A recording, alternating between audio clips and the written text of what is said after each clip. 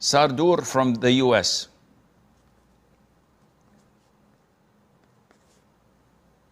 Assalamu alaikum wa rahmatullahi wa barakatuh. Alaikum assalam wa rahmatullahi wa barakatuh.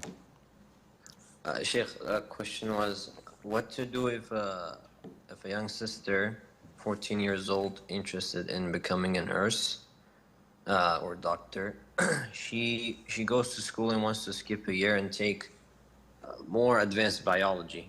Now, when I check the curriculum and how is it structured, it talks about human reproductive system, meiosis, mitosis, and has some, illustrations that even an adult wants to avoid. So, what should we do in this case? Where do you live? In the West. So in the West, this exposure to such scientific and even other material that may be rated R or even rated X is inevitable. This is the price people pay when they go to such countries looking for a better standard of life. Now, working as a nurse or as a doctor for a female, because the same goes for men, even boys are exploited to such things. However, females are more sensitive in the sense that they have to abide by the hijab, they have to avoid free mixing, they have to protect their chastity a notch more than boys and men. So working as a doctor or a nurse for a female is an issue of dispute.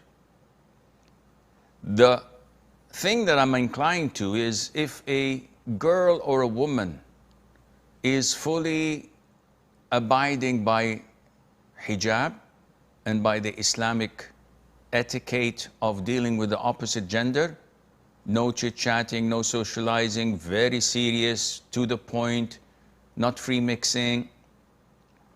I believe that this is a good thing to do, inshallah, because the society needs female nurses and female doctors.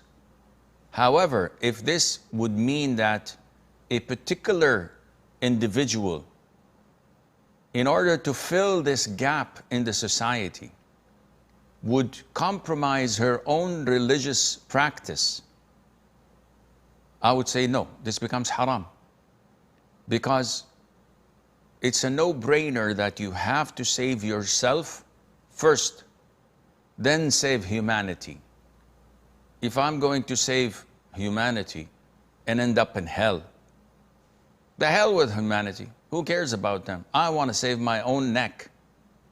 So it is not at all permissible for a woman to say, I'd like to serve the community, the people who needs me. And in order to do this, I have to take off my hijab. I have to show my chest, my neck, my arms when I wash for scrubs and the likes. I have to take off my abaya whenever there's a surgery or the likes. So no, if this is the case, with all due respect, let the patient die. Let kafirs do the job. You save yourself and go to Jannah, not jeopardize your own iman and your own religious practice for others.